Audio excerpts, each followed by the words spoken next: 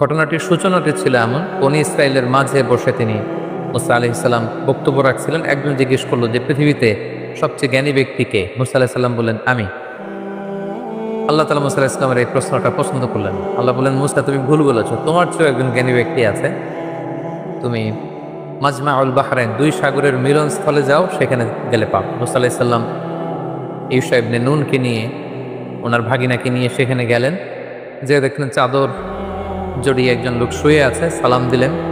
চাদরের ভেতর থেকে তিনি সালামের উত্তর দিলেন এবং বললেন, কে? মুসা আলাইহিস সালাম বললেন, আমি মূসা। ভেতরের লোকটি বলল, বনী ইসরাইলের নবী মূসা? মুসা আলাইহিস সালাম বললেন, হ্যাঁ।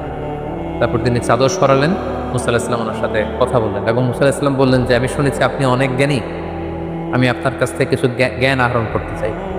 খিজির আলাইহিস সালাম বললেন যে না, আমাকে আল্লাহ তাআলা যেই জ্ঞান দিয়েছে সেটা রিসিভ করার ধৈর্য আপনার নেই, আপনি পারবেন না, আপনি ফিরে যান। মুসা আলাইহিস সালাম ওনাকে অনেক জোর করলেন। তিনি বললেন যে আপনি যদি অনুমতি দেন, আমি আপনার সাথে একটা সফর করতে চাই, কিছুদিন আপনার খেদমতে থেকে, আপনার সাথে থেকে, আপনার অ্যাকম্পানি নিয়ে আমি আপনার থেকে কিছু নলেজ নিতে চাই। কিন্তু খিজির আলাইহিস সালাম বরাবরের মতো তিনি বলছেন, নো, এটা আপনি পারবেন না, কারণ ইন্নাকা লান তাসতাতিয়া মাইয়া সবরা, ওই ধৈর্য, ওই প্যাশন্স আপনার মধ্যে নেই, আপনি পারবেন না। মুসা আলাইহিস সালামের জোরাজোরিতে তিনি রাজি হলেন।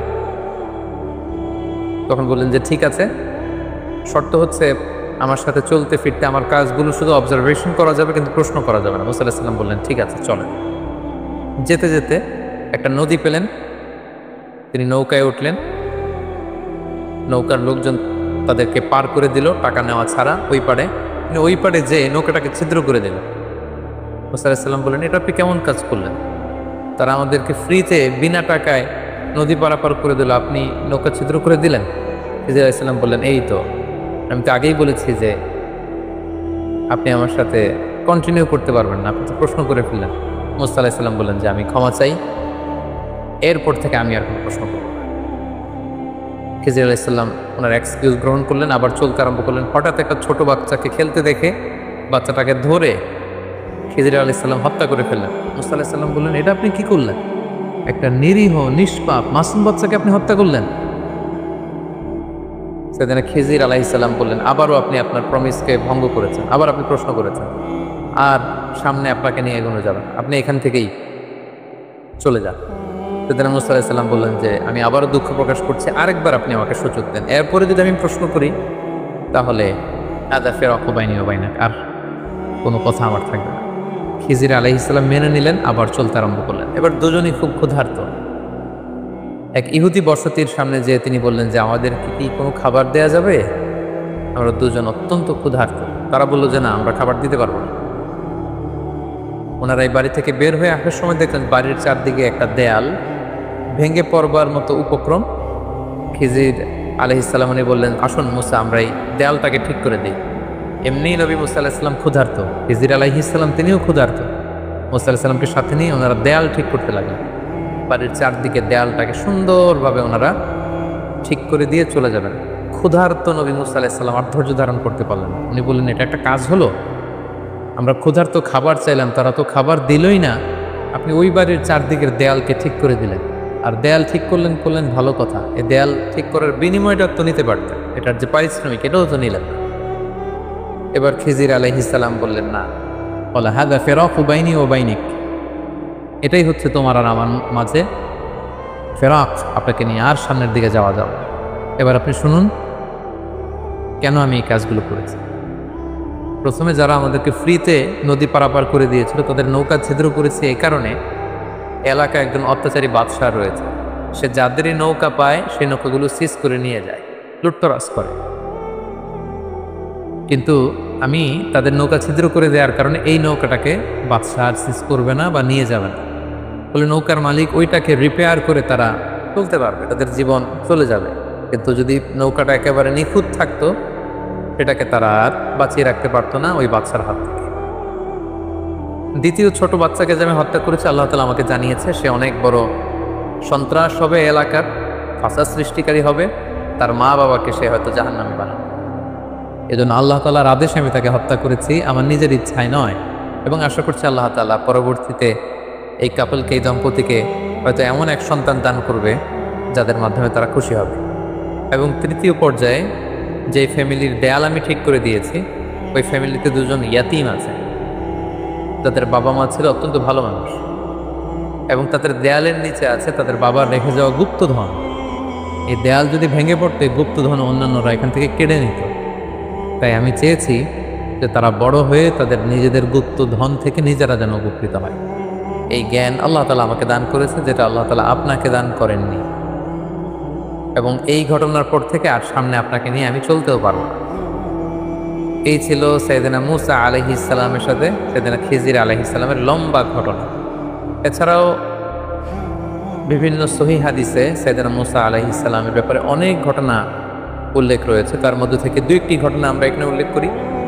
আমরা সহিহ মুসলিমের একটি বর্ণনা থেকে জানতে পারি যে আল্লাহ রাসূল সাল্লাল্লাহু আলাইহি ওয়াসাল্লাম যখন মেরাজের রাতে বিভিন্ন নবীদের সাথে দেখা করেন, সেখানে মূসা আলাইহিস সালামের সাথে দেখা করেছিলেন। এবং আল্লাহ তাআলা আমাদের জন্য 50 ওয়াক্ত সালাত বিশ্বনবীকে উপহার দিয়েছিলেন। রাসূল সাল্লাল্লাহু আলাইহি ওয়াসাল্লাম সেই সালাত নিয়ে যখন নেমে আসছিলেন, মূসা আলাইহিস সালাম জিজ্ঞেস করলেন যে আল্লাহ তাআলা আপনাকে কি দিয়েছেন? আল্লাহ রাসূল সাল্লাল্লাহু আলাইহি ওয়াসাল্লাম বললেন যে 50 ওয়াক্ত সালাত। মূসা আলাইহিস সালাম বললেন, সর্বনাশ, আপনার উম্মত তো 50 ওয়াক্ত সালাত পড়বে না, আপনি যান কমিয়ে নিয়ে আসেন, কমিয়ে নিয়ে আসতে পারলে ভালো হবে। আল্লাহ নবী সাল্লাল্লাহু আলাইহি ওয়াসাল্লাম গেলেন, 5 ওয়াক্ত কমিয়ে 45 ওয়াক্ত নিয়ে আসেন। মূসা আলাইহিস সালাম বললেন, পড়বে না, আবার যান কমিয়ে নিয়ে আসেন। এভাবে 9 বার আল্লাহ রাসূল সাল্লাল্লাহু আলাইহি ওয়াসাল্লামকে মূসা আলাইহিস সালাম পাঠিয়েছেন। এবং মূসা আলাইহিস সালামের এই নেগোসিয়েশনের ফলে, বারবার রাসূল সাল্লাল্লাহু আলাইহি ওয়াসাল্লামকে পাঠানোর ফলে আমরা 50 ওয়াক্ত থেকে কমিয়ে এটাকে 5 ওয়াক্ত সালাত হিসেবে পেয়েছি। সাইয়েদনা মূসা আলাইহিস সালামের মৃত্যু কোথায় হয়েছে, কবর কোথায় হয়েছে, ব্যাপারে সহিহ মুসলিমের একটি হাদিসে আমরা জানতে পেরেছি যে বাইতুল মুকাদ্দাসের খুব কাছাকাছি একটা জায়গায় আল্লাহ রাসূল সাল্লাল্লাহু আলাইহি ওয়াসাল্লাম বলেছেন যে খুব কাছের একটা জায়গায় মূসা আলাইহিস সালামকে কবর দেয়া হয়। এবং আল্লাহ রাসূল সাল্লাল্লাহু আলাইহি ওয়াসাল্লাম বলেছেন যে আমি যদি সেখানে থাকতাম তাহলে তোমাদেরকে দেখিয়ে দিতে পারতাম, একটি লাল মাটির ডিবির পাশে আল্লাহ নবী মূসা আলাইহিস সালাম সেখানে শুয়ে আছে। সম্মানিত সুধী, এই পর্যায়ে আমরা সাইয়েদনা মূসা আলাইহিস সালামের জীবন থেকে কিছু লাইফ লেসন, যেগুলো আমাদের জীবনে কাজে লাগতে পারে, সেদিকে আমরা যাব। প্রথম যে শিক্ষাটি আমরা পাই সেটি হচ্ছে দাওয়াতি কাজে সফট ল্যাঙ্গুয়েজ ইউজ করতে হয়। কারণ আল্লাহ তাআলা মূসা আলাইহিস সালাম এবং হারুন আলাইহিস সালামকে অর্ডার করেছেন, ফাকুলা লাহু কওলান লাইয়িনা লাআল্লাহু ইয়াতাযাক্কারু আও ইয়াখশা। অর্থাৎ হে মূসা এবং হারুন, তোমরা দুজন ফেরাউনের কাছে যখন যাবে তখন সফট ভাষায়, অতি কোমল ভাষায়, নম্র ভাষায় তোমরা তাকে দাওয়াত দাও। কেননা দাওয়াতের ভাষা হতে হয় অত্যন্ত সফট, হৃদয়স্পর্শী, মর্মস্পর্শী। অর্থাৎ যে কথা হৃদয় থেকে আসে সেটা যে মানুষের হৃদয়ে স্পর্শ করে। আমরা যদি আল্লাহ রাসূল সাল্লাল্লাহু আলাইহি ওয়াসাল্লামের বায়োগ্রাফির দিকে তাকাই তাহলে দেখব উনিও খুব সফট হৃদয়ের অধিকারী ছিলেন। আল্লাহ তাআলা বলছেন, ফাবিমা রাহমাতিন মিনাল্লাহি লিনতা লাহুম, হে নবী, আপনি আল্লাহর মেহেরবানিতে নরম হৃদয়ের অধিকারী হয়েছেন। ওয়ালাউ কুনতা ফাযযান গালিযাল কলবি লানফাদ্দু মিন হাওলিক, আপনি যদি কর্কশ ভাষী হতেন, আপনি যদি রূঢ় ভাষী হতেন, আপনি যদি কঠোর হৃদয়ের অধিকারী হতেন, কেউ আপনার কাছে আসতো না। এখন যেমনি সাহাবারা আপনার চারদিক ঘিরে রাখে, আপনার কোমলতা, আপনার সফটনেস, আপনার নম্র এবং উত্তম আচরণের কারণে সবাই যেমনি আপনাকে ঘিরে রাখে, আপনি যদি কর্কশ ভাষী হতেন, কেউ আপনার কাছে আসতো না। মূসা আলাইহিস সালামের জীবনী থেকে দ্বিতীয় শিক্ষা হচ্ছে, আল্লাহ তাআলার বিজয় বা সাহায্যের জন্য আমাদের পক্ষ থেকে প্রাণান্তকর প্রচেষ্টাটা জরুরি। আমরা যদি চেষ্টাই না করি তাহলে আল্লাহ তাআলার সাহায্য পাওয়ার কোনো সম্ভাবনা নেই। আমাদের অনেকে আছে যারা হাত গুটিয়ে বসে থাকে, কোনো ধরনের চেষ্টা, প্রচেষ্টা, প্ল্যানিং, ভিশন তাদের মধ্যে নেই, কিন্তু তারা আল্লাহ তাআলার সাহায্যের দিকে তাকিয়ে থাকে। আমরা যদি মূসা আলাইহিস সালামের জীবনের দিকে খেয়াল করি, আল্লাহ তাআলা বলেছেন যে হে বনী ইসরাইল, তোমরা মূসা আলাইহিস সালামের সাথে করে বেরিয়ে পড়ো। এবং পুরো বনী ইসরাইলের বিশাল গোষ্ঠী কিন্তু আল্লাহ নবী মূসা আলাইহিস সালামের প্রতি আনুগত্য দেখে ওনারা বেরিয়ে পড়েছিল। এবং চলতে চলতে সামনে যখন সাগর এসেছিল, আল্লাহ তাআলা কিন্তু ঠিকই সাহায্য পাঠিয়েছেন। কিন্তু সেই সাহায্য পাওয়ার জন্য তো আপনাকে বেরোতে হবে, আপনাকে তো চেষ্টা করতে হবে। কিন্তু সেখান থেকে নাজাত পেয়ে বনী ইসরাইল যখন মূসা আলাইহিস সালামের সাথে করে যেতে যেতে বাইতুল মুকাদ্দাস পর্যন্ত পৌঁছলো, আল্লাহ তাআলা তাদেরকে জেহাদের আদেশ করলেন, কিন্তু তারা জেহাদে অবতীর্ণ হতে রাজি হয়নি। ফলে তারা আল্লাহ তাআলার পক্ষ থেকে সাহায্যও পায়নি।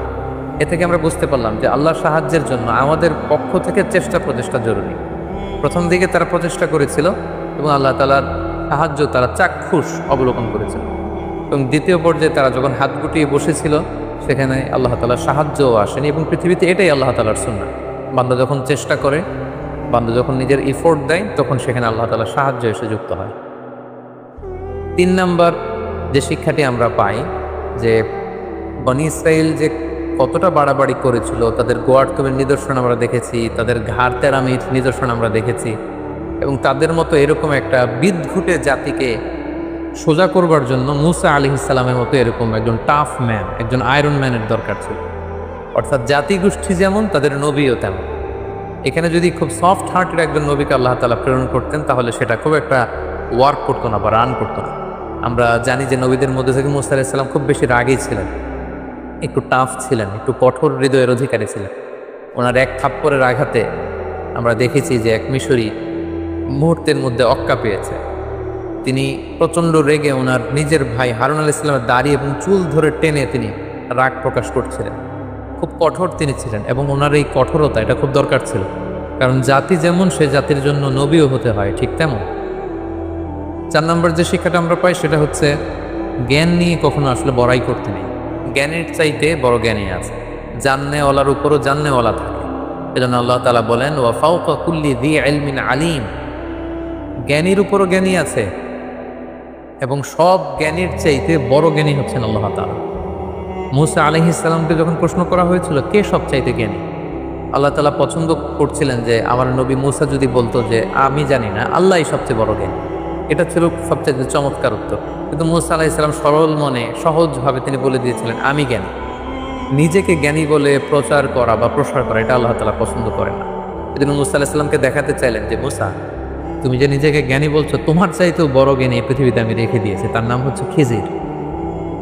এই ঘটনার মানে এটা না যে মুসা আলাইহিস সালামের চেয়ে খিজির আলাইহিস সালাম বেশি জ্ঞানী। ব্যাপারটা ছিল মুসা আলাইহিস সালামকে আল্লাহ এমন জ্ঞান দিয়েছিলেন যেটা আল্লাহ তাআলা খিজির আলাইহিস সালামকে দেন, এবং খিজির আলাইহিস সালামকে আল্লাহ তাআলা এমন জ্ঞান দিয়েছিলেন যেই জ্ঞান আল্লাহ তাআলা মুসা আলাইহিস সালামকে দেননি। তাই মুসা আলাইহিস সালামকে আরও বিনয় শেখাবার জন্য জ্ঞানের প্রসঙ্গ আসলে ভবিষ্যতে মুসা আলাইহিস সালাম যেন নিজের দিকে ইঙ্গিত না করে সবচেয়ে বড় জ্ঞানী আল্লাহ তাআলা এভাবে যেন আল্লাহর দিকে ফিরিয়ে দেন, এই শিক্ষাটা আল্লাহ তাআলা মুসা আলাইহিস সালামকে দিতে চাইলেন। এ থেকে আমরা বুঝতে পারলাম যে জ্ঞানীর চাইতেও বড় জ্ঞানী আছে, জান্নেওয়ালার উপরও জান্নেওয়ালা থাকে, এবং জ্ঞান নিয়ে কখনো বড়াই করতে নেই। ফেরাউন একটি বিশেষ স্বপ্ন দেখে এবং এই স্বপ্ন দেখার পর থেকেই ফেরাউন বনি ইসরাইলদের উপর আরও চড়ে যায় এবং নানাভাবে বনি ইসরাইলদের উপর অত্যাচারের সর্বশেষ স্টিম রোলার তাদের উপর চালাতে থাকে। ফেরাউনের সে স্বপ্নটি ছিল, ফেরাউন একদিন স্বপ্নে দেখে যে বাইতুল মুকাদ্দাস থেকে একটা বিশাল আগুনের কুণ্ডুলি এসে মিশরের রাজাদের যে রাজপ্রাসাদ, ফেরাউনের রাজপ্রাসাদ, এগুলোকে জ্বালিয়ে দিচ্ছে, এবং মিশরের যে আদি অধিবাসী কিপ্তি তাদের ঘরগুলোকে জ্বালিয়ে দিচ্ছে। কিন্তু বাইতুল মুকাদ্দাস থেকে আসা সেই আগুনের কুণ্ডুলি কোনো বনি ইসরাইলের ঘরেও যাচ্ছে না, বনি ইসরাইলদেরকে জ্বালাচ্ছে। এই স্বপ্ন দেখে সে তো ঘুম থেকে জেগে উঠল। সে অবাক করা এই স্বপ্ন দেখে অত্যন্ত ভীত হয়ে গেল এবং মিশরের তৎকালীন বড় যারা স্বপ্নের ব্যাখ্যাকার তাদেরকে ডেকে পাঠালো। সবাইকে বললো যে আমি স্বপ্নে দেখেছি বাইতুল মুকাদ্দাস থেকে ফিলিস্তিন থেকে আগুন এসে আমাদের রাজপ্রাসাদ জ্বালিয়ে দিচ্ছে, মিশরীদের ঘরবাড়ি জ্বলে যাচ্ছে, কিন্তু বনি ইসরাইলদের কিছু হচ্ছে না। এই স্বপ্নের ব্যাখ্যা কি? মিশরের তৎকালীন স্বপ্ন ব্যাখ্যাকারীরা তারা বলতে আরম্ভ করলো যে বনি ইসরাইলের মধ্যে থেকে অচিরেই এমন এক নবজাতক সন্তানের জন্ম হবে যে আপনার এই রাজপ্রাসাদকে তছনছ করে দেবে। এই ঘটনা শুনবার পর থেকে ফেরাউন খুব ভয় পেয়ে গেল এবং সে ঘোষণা দিল আজ থেকে বনি ইসরাইলের কোনো পুত্র সন্তানকে আমি বাঁচিয়ে রাখবো, সব পুত্র সন্তানকে জবাই করা হবে, কেবলমাত্র বনি ইসরাইলের যে কন্যার সন্তান হবে এদেরকে বাঁচিয়ে রাখা হবে এবং এদেরকে আমরা দাসী হিসেবে ইউজ করব। আল্লাহ তাআলা কোরআনের অনেক জায়গায় এই ব্যাপারটি উল্লেখ করেছেন, ইউযাব্বিহুনা আবনাআকুম ওয়া ইস্তাহয়ুনা নিসাআকুম, তারা বনি ইসরাইলের পুত্র সন্তানদেরকে জবাই করে ফেলতো, একেবারে লিটারেলি জবাই করে ফেলতো, স্লটার করে ফেলতো, এবং বনি ইসরাইলের যে কন্যা সন্তান তাদেরকে তারা জীবিত রাখত।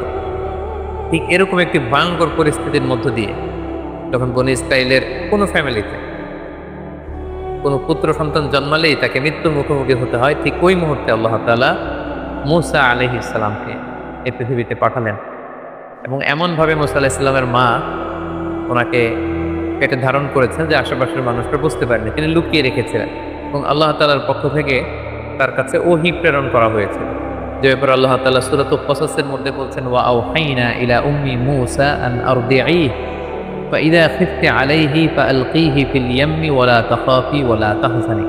আল্লাহ তাআলা সাইয়েদনা মূসা আলাইহিস সালামের মাকে প্রত্যাদেশ করলেন যে হে মুসার মা, অর্থাৎ মুসা আলাইহিস সালামের মায়ের হৃদয়ের ভেতরে আল্লাহ তাআলা এমন কিছু ঢেলে দিলেন যাতে করে তিনি বুঝতে পারলেন যে যখনই মুসা জন্মগ্রহণ করবে তাকে আমার সাথে রাখা যাবে না। আল্লাহ তাআলা বললেন, ফাআলকিহি ফিল ইয়াম্মি ওয়ালা তাখাফি ওয়ালা তাহজানি। হে মুসার মা, তুমি সিন্ধুকের মধ্যে মুসাকে ঝুঁকিয়ে তাকে নীল নদে নিক্ষেপ করে দাও, আর ভয় পেও না তুমি। ইন্না রাদ্দুহু ইলাইকি, আমি অচিরেই আমার বিশেষ কৌশলে মুসাকে, অর্থাৎ তোমার নবজাতক সন্তানকে তোমার কোলেই আমি ফিরিয়ে দিব। সুবহানাল্লাহ। এবং তাকে আমি রসুল বানাবো। ব্যাপারটি কেমন ছিল? তিনি কাঠ দিয়ে সিন্দুক বানালেন, মুসা আলাইহিস সালামকে ভাসিয়ে দিলেন, এবং মুসা আলাইহিস সালামের বোনকে তার মা বললেন যে তুমি নীল নদের পাশ দিয়ে হেঁটে যেতে থাকো এবং দেখো যে এই সিন্দুকটা কোথায় যায়। এই সিন্দুক যে ফেরাউনের বাড়ির যে নীল নদের ঘাট, সেখানে যে ভিড়ল, সেখানকার দাসদাসীরা সেটা পেয়ে বের করে ফেরাউনের স্ত্রী আসিয়া বিনতে মুজাহিমের হাতে দিল, এবং আসিয়া খুলে দেখে যে ফুটফুটে একটা নবজাতক পুত্র সন্তান। এবং মুসা আলাইহিস সালামের চেহারায় ছোটবেলা থেকে আল্লাহ তাআলা এমন মায়া ঢেলে দিয়েছিলেন, তিনি বলতেন, ওয়া আলকাইতু আলাইকা মাহাব্বাতাম মিন্নি, হে মুসা, আমি আমার পক্ষ থেকে তোমার মধ্যে অনেক মহব্বত ঢেলে দিয়েছি, যেই তোমাকে দেখে সে পছন্দ করে ফেলে। তো আসিয়া বিনতে মুজাহিম যখন মুসা আলাইহিস সালামকে দেখলেন, ছোট্ট মুসা, তার চেহারার মধ্যে নূর ভাসছিল, আলোতে উদ্ভাসিত ছিল, তিনি পছন্দ করে ফেললেন। তো ফেরাউনকে বললেন যে আমাদের যেহেতু সন্তান নেই, আমরা এটাকে লালন পালন করব। ফেরাউনও না করতে পারলেন না স্ত্রীর অনুরোধে। কিন্তু সমস্যা দেখা দিল তখন, যখন এই নবজাতক সন্তান কাঁদতে শুরু করলো ক্ষুধায়। এই বাচ্চাকে কে দুধ খাওয়াবে? আসিয়ার তো তখন দুধ খাওয়ানোর সুযোগ নেই, তখন ধাত্রী নিয়ে আসা হলো যে দুধ খাওয়াবে। কিন্তু মুসা আলাইহিস সালাম কোনো ধাত্রীর স্তন কাজ করছিলেন। যত মহিলাকে আনানো হয় রাজপ্রাসাদে দুধ খাওয়ানোর জন্য, তিনি কারো কাছ থেকে দুধ খাচ্ছেন না। দূর থেকে কিন্তু মুসা আলাইহিস সালামের বোন দূর থেকে পুরো ঘটনাটি পর্যবেক্ষণ করছিল। এই পরিস্থিতি দেখে সে রাজপ্রাসাদে যেয়ে বলল যে আমার সন্ধানে এমন একজন ধাত্রী আছে, এই শিশু নিশ্চয়ই সে ধাত্রীর স্তন থেকে দুধ পান করবে।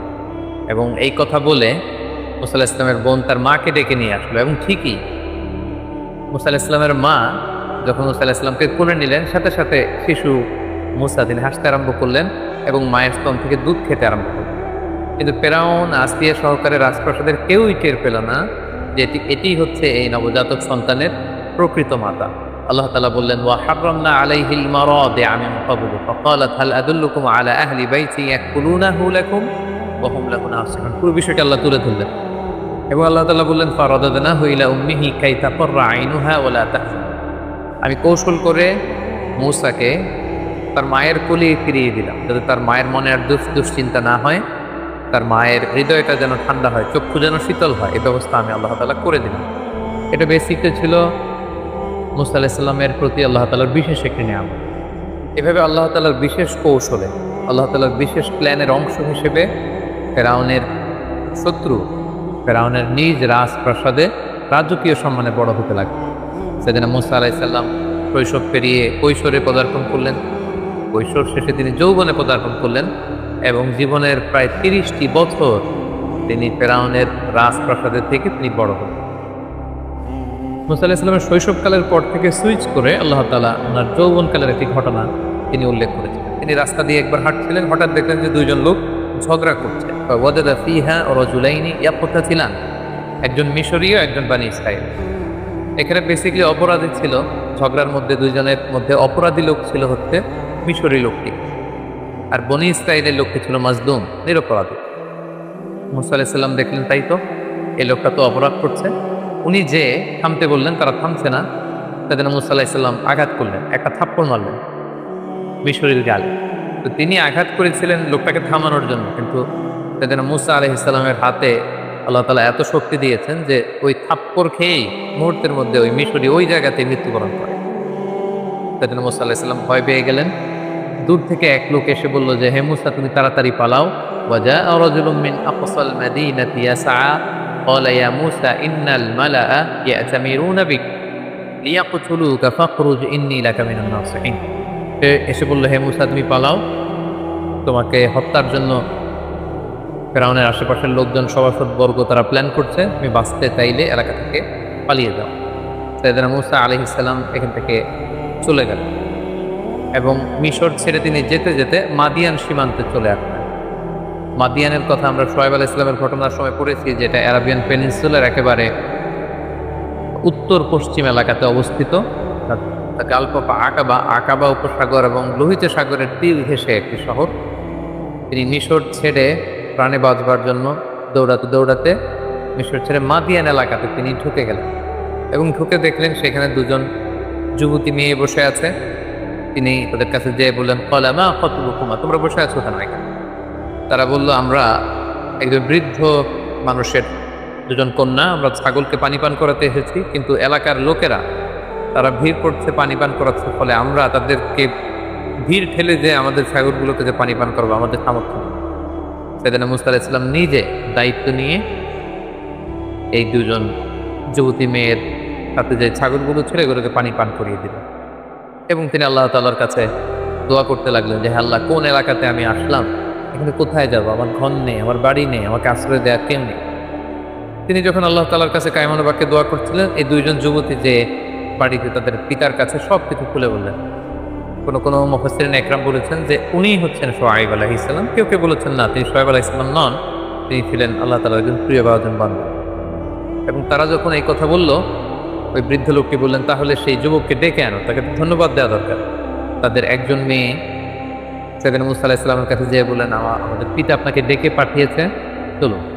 সেদিন মুসা আলাইহিস সালাম গেলেন এবং যাওয়ার পরে সেই ব্যক্তিটি সেদিন মুসা আলাইহিস সালামকে ধন্যবাদ দিলেন এবং বললেন, তোমার ঘটনাটি আমাকে খুলে বলো, তাহলে আমি তোমাকে কিছু উপদেশ দিতে পারি। সেদিন মুসা আলাইহিস সালাম পুরো ব্যাপারটি খুলে বললেন যে এমন এমন ঘটনা, আমি জালেমদের কবল থেকে পালিয়ে এসেছি। তিনি বললেন যে, নাজাউতা মিনাল কওমিজ যালিমিন, তুমি তো বেঁচে এসেছো। তবে মুসা আলাইহিস সালাম খুব শক্তিশালী ছিলেন এবং এই বৃদ্ধ লোকের কন্যাদের সাথে যখন কথা বলছিলেন, তিনি তাদের চেহারার দিকে না তাকিয়ে নিচের দিকে তাকিয়েছিলেন। এগুলো যখন মেয়েগুলো তাদের বাবাকে বলছিল, হঠাৎ করে একটা মেয়ে বলল যে, ইয়া আবা তিস্তাজিরহু, বাবা, আমাদের তো একজন কাজের লোকের দরকার, আমরা মেয়ে হয়ে কিভাবে ছাগলগুলো নিয়ে পানি পান করাবো? আপনি একটা কাজ করেন, এই যুবককে আমাদের ঘরের বিভিন্ন কাজ করবার জন্য, ছাগলগুলোকে দেখভাল করার জন্য তাকে রেখে দেন, টাকার বিনিময়ে, অর্থের বিনিময়ে রেখে দেন। ইন্না খায়রা মান ইস্তাজারতাল কবিয়ুল আমিন, হে বাবা, এমন লোককে আমাদের ঘরের অ্যাসিস্ট্যান্ট হিসেবে রাখা দরকার যে শক্তিশালী এবং নিরাপদ, বিশ্বস্ত। এবং এই ভিনদেশী যুবকের মধ্যে আমরা দুই বোন, এই দুটো বোনই পেয়েছি। একে তো সে শক্তিশালী, সে সবাইকে ঠেলে আমাদের ছাগলগুলোকে পানি পান করিয়ে দিতে পেরেছে এবং সে বিশ্বস্ত, সে আমাদের অনেক সম্মান করেছে, রেসপেক্ট করেছে এবং সে আমাদের দিকে চোখ তুলে তাকায়। তখন বৃদ্ধ লোকটি সেদিন মুসা আলাইহিস সালামকে প্রপোজাল দিলেন। কালামুল্লাহ মাজিদের সূরাতুল কসাসে আল্লাহ তাআলা বিস্তারিত এগুলো বর্ণনা করেছেন, আমি শুধু ঘটনা প্রবাহটি এখানে স্টেপ বাই স্টেপ শেয়ার করছি। বৃদ্ধ লোকটি সরাসরি মুসা আলাইহিস সালামকে প্রস্তাব করলেন যে, মুসা, তুমি যদি টানা 8 বছর আমার এখানে বাসায় কাজ করো, আমার ছাগলগুলোকে দেখাশোনা করো, তাহলে আমার একটি কন্যাকে তোমার সাথে আমি বিবাহ দিব। আর তুমি যদি 10 বছর পূর্ণ করো, এটা তোমার এখতিয়ার, এটা আরো ভালো হয়, 8 কিংবা 10। তাই জন্য মুসা আলাইহিস সালাম রাজি হলেন।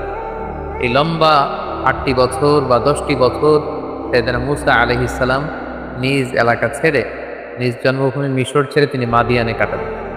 আসলে শুধুমাত্র মুসা আলাইহিস সালামের জীবনেই যে এই সংগ্রাম এসেছিল এমনটি নয়, বরং আল্লাহ তাআলা প্রেরিত প্রতিটি নবীর জীবনই ছিল কিন্তু এরকম সংগ্রামে পরিপূর্ণ। তাদের প্রত্যেকেই তারা মরুভূমিতে মেষ চড়িয়েছেন, অনেককে তাদের এলাকা ত্যাগ করতে হয়েছিল, হিজরত করতে হয়েছে, বাতিলের বিরুদ্ধে, তাগুতের বিরুদ্ধে লড়াই করতে হয়েছে এবং নানা সময় তারা স্বজাতির লোকজন বা নিজের উম্মতের বিরোধিতার সম্মুখীন হয়েছে। সেদিন মুসা আলাইহিস সালাম প্রায় 10টি বছর মাদিয়ানে সময় কাটালেন। এই বৃদ্ধ লোকের একটি কন্যার সাথে বিবাহ বন্ধনে আবদ্ধ হলেন। কোনো কোনো বর্ণনা মতে তার 2জন সন্তান হয়েছিল এবং তৃতীয় সন্তান যখন তার স্ত্রীর পেটে, তখন তিনি এই বৃদ্ধের কাছ থেকে, অর্থাৎ ওনার শ্বশুরের কাছ থেকে, যেটা কোনো কোনো বর্ণনা মতে শোয়েব আলাইহিস সালাম ছিলেন, ওনার কাছ থেকে বিদায় নিয়ে এবার তিনি নিজ জন্মভূমি মিশরে ফিরে যাবেন। যেহেতু মাদিয়ান তো ওনার নিজের এলাকা নয়, তিনি যখন মিশরে ফিরে যাবেন, কিছু ছাগল নিয়ে, তার স্ত্রীকে নিয়ে, সন্তানদেরকে নিয়ে, কিছু দাসদাসী নিয়ে তিনি যখন মাদিয়ান থেকে মিশরে ফিরে যাচ্ছেন, তুর পাহাড়ের কাছাকাছি কোনো একটি এলাকাতে যখন তিনি আসলেন, প্রচণ্ড শীত ছিল, ওনার স্ত্রী গর্ভবতী, প্রেগনেন্ট, এবং প্রেগনেন্সির পেইন উঠেছে ওনার স্ত্রী, প্রচণ্ড ঠান্ডা এবং অন্ধকার, এবং তিনি ফিল করছেন যে সাধারণ যে রাস্তা, কাফেলা যে রাস্তায় চলে, তিনি ভুল করে রাতের বেলা ওই রাস্তা হারিয়ে হয়তো অন্য কোনো রাস্তায় চলে এসেছে। হঠাৎ তিনি খেয়াল করলেন দূরে আগুন দেখা যায়। فقال لأهلهم كثوا إني آنست نارا لعلي آتيكم منها بقبس أو أجد على النار هدى। তিনি বললেন যে আমার মনে হয় আমরা রাস্তা হারিয়ে ফেলেছি, আর প্রচন্ড ঠান্ডা, একটা কাজ করো, তোমরা সবাই এইখানে কাফেলাকে থামাও, স্টপ, এখানে বসো, বিশ্রাম নাও। ওই যে দূরে আগুন দেখা যায়, আমার মনে হয় কেউ আগুন পোহাচ্ছে, অথবা ওইখানে কোনো একটা কাফেলা আছে। আমি যাই, ওখান থেকে লাকড়ি দিয়ে আগুন নিয়ে আসি, এবং রাস্তাটা ঠিক আছে কিনা এটা একটু ক্রস চেক করে আসি, জিজ্ঞেস করে আসি। সেদিন মুসা আলাইহিস সালাম ওখানে গেলেন, কিন্তু যে অবাক হলেন, দেখলেন যে একটা গাছের ভেতর থেকে আগুন জ্বলছে, কিন্তু গাছের পাতা জ্বলে না, ডালপালা জ্বলে না, কিছুই জ্বলে না, দাউ দাউ করে আগুন জ্বলছে। যে সে আগুনটা পৃথিবীর অন্যান্য আগুনের মতো না, একটু ভিন্ন ধরনের একটা আগুন, এবং আগুনের ভেতর থেকে একটা সাউন্ড আসে। যে প্রথমে ভেবেছিলেন মানুষরা বসে হয়তো আগুন পোহাচ্ছে, কিন্তু যে দেখেন কোনো মানুষ নেই, অদ্ভুত কাণ্ড, গাছের ভেতরে আগুন জ্বলছে। হঠাৎ সেখান থেকে একটা আওয়াজ আসে, আওয়াজটা হচ্ছে ইন্নী আনা রব্বুক, মানে আমি তোমার প্রভু, আই এম ইউর লর্ড। ফাখলানা আলাইক, মুসা তোমার জুতা খুলো, একটু যাও। ইন্নাকা বিল ওয়াদিল মুকাদ্দাসি তুয়া, এ মুসা তুমি একটা পবিত্র উপত্যকায়, ভ্যালিতে এসেছো, যেটার নাম হচ্ছে তুয়া। ওয়া আনা আখতারতুকা ফাসতামি লিমা ইউহা, আর আমি তোমাকে নবী হিসেবে অ্যাসাইন করলাম, জাস্ট নাও, এখন থেকে তুমি নবী। এখন আমি তোমাকে কিছু প্রত্যাদেশ দিব, আমি কি বলছি মনোযোগ দিয়ে শোনো। প্রথম যে আল্লাহ প্রত্যাদেশ দিলেন সেটা হচ্ছে ইন্নানি আনাল্লাহ লা ইলাহা ইল্লা আনা ফা'বুদনি, অর্থাৎ হে মুসা আমি হচ্ছি আল্লাহ, আমি ছাড়া কোনো ইলাহ নেই, আমার ইবাদত। তার প্রথম প্রত্যাদেশ হচ্ছে এক আল্লাহর ইবাদত করা, তাওহীদের বাণী।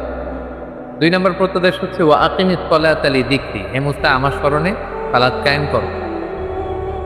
এরপরে আল্লাহ তাআলা আখিরাতের কথা বললেন, যে ইন্না সাআতা আতিয়াতুন আকাদু উখফিহা লিতুজজা কুল্লু নাফসিন বিমা তাসআ, আর কিয়ামত হবেই হবে। আখিরাত বলে একটা কথা আছে, এই দুনিয়াতে যে মানুষ যারাই যা করেছে তার প্রতিটি কাজের প্রতিদান তারা সেদিন পাবে।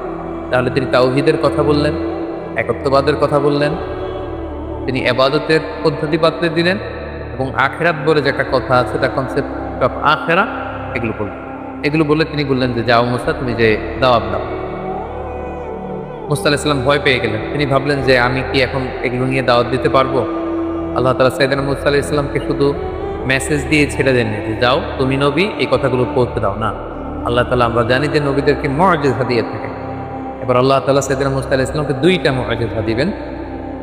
আল্লাহ তাআলা জিজ্ঞেস করলেন, ওমা তিলকা বিয়ামিনিকা ইয়া মুসা, মুসা তোমার ডান হাতে কি? ক্বালা হিয়া আসায়া, তিনি বললেন এটা লাঠি, এটা দিয়ে আমি অনেক কাজ করি। আল্লাহ বললেন লাঠিটা ফেলো তো। মুসা আলাইহিস সালাম লাঠিটা ফেললেন, মুহূর্তের মধ্যে ফাইদা হিয়া হাইয়াতুন তাসআ, এটা একটা সাপ হয়ে গেল। মুসা আলাইহিস সালাম থেকে ভয় পেয়ে গেলেন।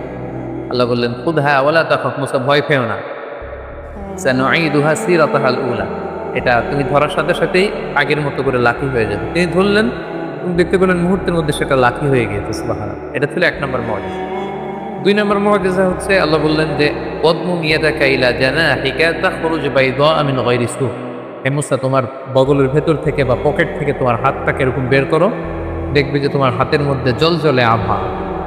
সেদিন মুসা আলাইহিস সালাম আল্লাহ তাআলার আদেশের সাথে সাথে হাতটা এরকম বের করলেন, বের করার সাথে সাথে তিনি দেখতে পেলেন যে হাতের ভেতর থেকে জ্বলজ্বলে আলোকচ্ছটা বেরোচ্ছে। আল্লাহ বললেন যাও, এই 2টা জিনিস দিলাম, লাঠি ফেললে সাপ হয়ে যাবে, হাত দেখালে এখান থেকে ফোকাস যাবে, নূর, আলো যাবে।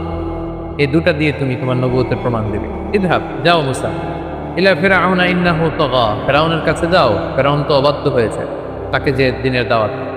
আল্লাহ তাআলা যখন আদেশ করলেন যে মুসা তুমি ফিরআউনের কাছে যাও, এই দাওয়াতগুলো পৌঁছে দাও, তিনি বললেন যে আল্লাহ আমার মুখের জড়তার কারণে আমি সুস্পষ্ট ভাষায় কথাগুলো পৌঁছাতে পারেন, আমার ভাই হারুনকে আপনি নবী বানিয়ে দেন। আল্লাহ তাআলা কবুল করলেন, হারুন আলাইহিস সালামকেও তিনি নবুয়ত দান করলেন।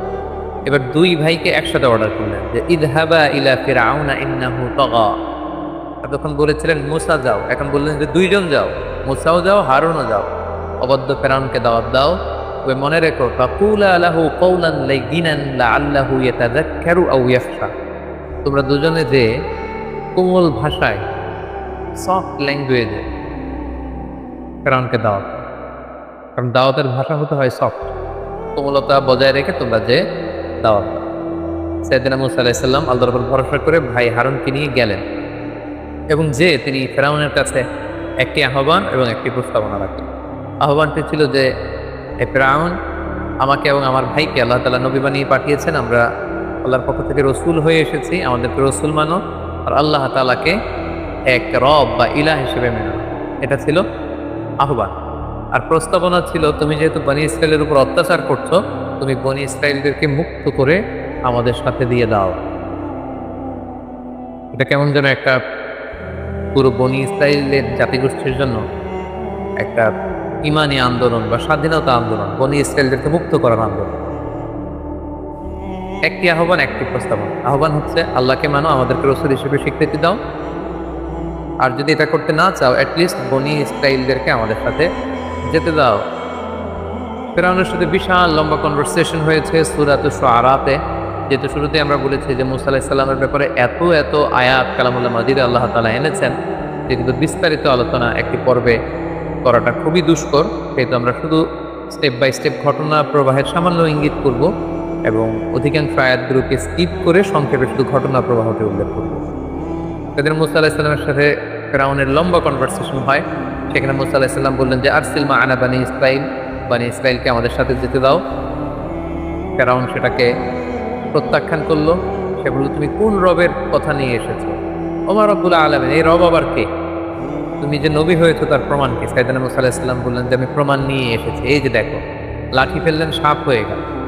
হাত উঁচু করলেন, হাতের ভেতর থেকে আলোক ছটা বিচ্ছুরিত হতে লাগলো।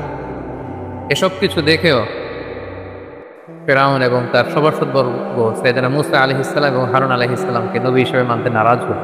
সবশেষে ফেরাউন মুসা আলাইহিস সালামের সব কথাকে, দাওয়াতকে প্রত্যাখ্যান করে বলতে আরম্ভ করলো, ফাজআল বাইনানা ওয়া বাইনাকা মাওঈদা লা নুখলিফুহু নাহনু ওয়ালা আনতা মাকানান সুয়া। মুসা, এত কিছুর শোনার দরকার নেই। তুমি যদি আমার সাথে কনফ্লিক্টে জড়াতে চাও, তুমি কি মুআজিজা নিয়ে এসেছো দেখি। আমি তো এটাকে মুআজিজা মনে করি না, আমি মনে করি জাদু। দেখি, আমার জাদুকরদেরকেও ডাকবো, তুমিও তোমার এই জাদু নিয়ে আসো, দেখি কে জিতে। তুমি একটা ডেট দাও, অ্যাপয়েন্টমেন্ট দাও, যেদিন আমিও আসবো তুমিও আসবে, সেদিন সবচেয়ে বড় খেলা হবে, তুমি আসো। ক্বালা মাওঈদুকুম ইয়াউমুজ যিনাতি ওয়া আইয়ুহশারান নাসু দুহা। সেদিন মুসা আলাইহিস সালাম বললেন, ঠিক আছে, সামনের যে আমাদের ফেস্টিভ্যাল আছে, উৎসবের দিন, সেদিন আসো। এবং দুপুর বেলায়, যেদিন একেবারে ভেরি সানি ডে, আলোকোজ্জ্বল একটা দিন, সেদিন আমিও আসবো, তুমিও জাদু করতে নিয়ে আসো। সেদিন মুসা আলাইহিস সালামের কথা শুনে ফেরাউন রাজি হলো এবং ফেরাউন মিশরের বিভিন্ন শহরে বড় বড় জাদুকরদেরকে একসাথে একত্রিত হওয়ার জন্য বললো এবং ফেরাউন তাদেরকে আশ্বস্ত করলো, যদি তোমরা মুসার উপরে তাকে হারিয়ে বিজয় লাভ করতে পারো, অনেক সম্মান তোমাদের হবে, আমার খুব কাছে চলে আসতে পারবে, অনেক উপঢৌকন, টাকা পয়সা, সম্মান, খ্যাতি সব তোমাদেরকে আমি দান করবো, কিন্তু শর্ত হচ্ছে মুসাকে হারাতে হবে। উৎসবের দিন মিশরে সব মানুষ একত্রিত হল। ফেরাউন আসলো, সেদিন মুসা আলাইহিস সালাম আসলেন, জাদুকররা আসলো। জাদুকররা এসে বলল, ক্বালু ইয়া মুসা, হে মুসা, ইম্মা আন তুলকিয়া ওয়া ইম্মা আন নাকুনা নাহনুল মুলকিন। আপনি জাদু আগে ফেলবেন না আমরা ফেলবো? মুসা আলাইহিস সালাম বললেন, তোমরা ফেলো। তারা ফেলতে আরম্ভ করলো। তাদের কারো কারো জাদুর ফলে বাঘ তৈরি হলো, সিংহ তৈরি হলো, ভাল্লুক তৈরি হলো, হাতি তৈরি হলো। এবার মুসা আলাইহিস সালাম বললো যে, আমি আমার মুআজিজা কি প্রদর্শন করবো? তারা বললো, হ্যাঁ, আপনি প্রদর্শন করুন। সেদিন মুসা আলাইহিস সালাম তখন ওনার হাতের লাঠিটা শুধু ফেললেন এবং আল্লাহু আকবার, লাঠি ফেলার সাথে সাথে হাইয়াতান তাতা, বিশাল এক সাপ হয়ে গিয়েছে। এবং এই মুআজিজা বিশিষ্ট সাপ, এই জাদুর বাঘ, ভাল্লুক, সিংহ যত কিছু ছিল সব কিছুকে খেয়ে ফেরাউনের সামনে এরকম হাঁ করে আছে। এবং এই দৃশ্য দেখে জাদুকররা তো অবাক, কারণ কোনটা জাদু এটা জাদুকররা খুব ভালো করেই জানে। তারা বুঝতে পেরেছে যে এটা আসলে জাদু নয়, এটা মুআজিজা ছাড়া অন্য কিছু নয়। এবং এই ব্যক্তি আল্লাহ তাআলার পক্ষ থেকে প্রেরিত রাসূল ছাড়া অন্য কেউ নন। ফাউলকিয়া সাহারাতু সাজিদিন, সব জাদুকররা সিজদায় লুটিয়ে পড়ল এবং তারা বলল যে আমরা ঈমান আনব। ফেরাউন তো রেগে গেল। ফেরাউন বলল যে, আমার অনুমতি দেওয়ার আগেই তোমরা সারেন্ডার করে ফেললে, তোমাদের প্রত্যেককে আমি হত্যা করব। তোমাদের ডান হাত বাম পা, বাঁ হাত ডান পা, এইভাবে করে কাটবে। ফেরাউনের এই শাস্তির কথা শুনেও জাদুকররা মোটেও বিচলিত না হয়ে তারা বলল যে, ক্বালু লা বাইর, কোনো সমস্যা নেই, আপনি যত শাস্তি আমাদেরকে দেন না কেন, ইন্না ইলা রাব্বিনা মুনকালিবুন, আমরা তো আমাদের রবের দিকেই ফিরে যাবো, তো আমরা এটাকে ভয় করি। হাজারো হাজারো মানুষের সামনে এই জাদুকরগুলো সেজদায় লুটিয়ে পড়ল এবং মুসা আলাইহিস সালাম যে আল্লাহ তাআলার প্রেরিত রাসূল এটার ঘোষণা দিল এবং এক আল্লাহকে ইলাহ হিসেবে তারা মেনে নিল। মুসা এবং হারুন আলাইহিস সালামের বিজয়ের সংবাদ যখন শোনানো হলো তখন ফেরাউনের স্ত্রী আসিয়া সেখানে ঈমান আনয়ন করলেন এবং ফেরাউন এই দৃশ্য দেখে সহ্য করতে না পেরে খুব নির্মমভাবে তার স্ত্রী আসিয়াকে সেখানে হত্যা করেছে এবং মৃত্যুর পূর্ব মুহূর্তে খুব করুণ ভাষায় খুব কাতর কণ্ঠে তার প্রভুর কাছে যে দোয়া করেছিলেন সে দোয়াটা আল্লাহ তাআলা সূরাতুত তাহরিমে উল্লেখ করেছেন। তিনি বলেছিলেন যে রব্বি বিনি লি ইনদাকা বাইতান ফিল জান্নাহ, হে আল্লাহ জান্নাতে আপনার কাছে করে আমাকে একটা ঘর বানিয়ে দিন। ওয়া নাজ্জিনি মিন ফিরআউন, আপনি ফেরাউনের এই কাজ থেকে আমাকে বাঁচান, জুলুম থেকে বাঁচান। ওয়া নাজ্জিনি মিনাল কওমিজ যালিমিন, জালেমদের থেকে বাঁচান। আল্লাহ তাআলা সাইয়েদনা জিবরাইল আলাইহিস সালামকে বললেন, যাও আসিয়ার সামনে জান্নাতের দৃশ্যটাকে তুলে ধরো। এবং আসিয়া যখন মৃত্যুবরণ করছিলেন তিনি জান্নাতের দৃশ্যটা, জান্নাতের নাজ নেয়ামত সৌন্দর্য দেখে দেখে এই পৃথিবী থেকে বিদায় নিন। আল্লাহু আকবার। খুব সংক্ষেপে আমরা এই ব্যাপারটি এখানে শেষ করলাম।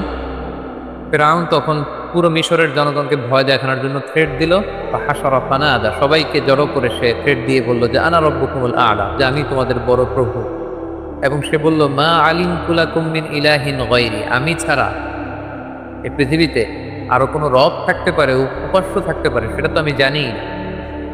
সাইয়েদনা মূসা আলাইহিস সালামের দাওয়াতকে যখন ফেরাউন প্রত্যাখ্যান করলো, আল্লাহ তাআলা ফেরাউন এবং তার গোষ্ঠীর মধ্যে নানা ধরনের শাস্তি চাপিয়ে দিলেন। সূরাতুল আরাফের বিভিন্ন আয়াতে আল্লাহ তাআলা এটা উল্লেখ করেছেন।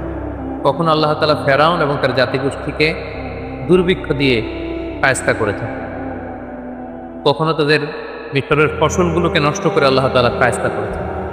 আরসালনা আলাইহিমুত তুফান, কখনো তুফান পাঠিয়েছেন, ওয়াল জারাদ পঙ্গপাল পাঠিয়েছেন, ওয়াল কুম্মাল উকুন পাঠিয়েছেন, ওয়াদ দাফাদিআ ব্যাঙ পাঠিয়েছেন, ওয়াদ দাম রক্ত পাঠিয়েছেন। এগুলো দিয়ে আল্লাহ তাআলা ফেরাউনকে এবং ফেরাউনের জাতিগোষ্ঠী মিশরীয়দেরকে তিনি শাস্তি দিয়েছেন। এবং প্রত্যেকটা শাস্তি যখন মারাত্মক আকার ধারণ করত, ফেরাউনের লোকজন যে মূসা আলাইহিস সালামকে বলতো যে মুসা তুমি আল্লাহর কাছে দোয়া করো, আল্লাহ যদি এই শাস্তি থেকে আমাদের বাঁচায় আমরা হয় ঈমান আনবো নতুবা বনী ইসরাঈলকে তোমার সাথে চলে যেতে দিব। কিন্তু তার কোনোটাই তারা করেন। মূসা আলাইহিস সালাম প্রত্যেকবার দোয়া করতেন, আল্লাহ তাআলা ওনার দোয়ার বরকতে শাস্তি তুলে নিতেন, কিন্তু আবার তারা আগের মতোই অবাধ্যতা, অবাচার, অনাচার সেই রাস্তায় তারা আবার ফিরে যেত। এভাবে একের পর এক আল্লাহ তাআলা তাদের উপর শাস্তি পাঠাতে লাগলেন এবং শাস্তি যখন মারাত্মক আকার ধারণ করে তারা মূসা আলাইহিস সালামের দ্বারস্থ হয়। আল্লাহ যখন কোম্মাল দিয়ে শাস্তি দিলেন, মানে উকুন দিয়ে তাদের হাতে পায়ে গায়ে চুলে দাড়িতে সব জায়গায় শুধু উকুন আর উকুন। আল্লাহ যখন তাদেরকে ব্যাঙ দিয়ে শাস্তি দিলেন, তাদের ঘরে রাস্তায় যে কোনো জায়গায় তারা শুধু ব্যাঙের লাফালাফি দেখতে লাগলো। দাম রক্ত দিয়ে যখন আল্লাহ তাআলা শাস্তি দিলেন, তারা যখন কোনো কিছু রান্না করতো সেটা রক্ত হয়ে যেত। তারা যখন পানি আনতো এই পানিটা রক্তে রূপান্তরিত হতো, তাদের জীবনটা দুর্বিষহ হয়ে উঠত। তারা সর্বশেষ যে মূসা আলাইহিস সালামকে বলল যে এইবার তুমি আল্লাহ তাআলার কাছে দোয়া করো, আল্লাহ যেন এই গজব এই আযাব এই শাস্তি আমাদের থেকে উঠিয়ে নেন, এরপরে আমরা আর কখনো এই পাপাচারিতা করবো না এবং বনী ইসরাঈলকে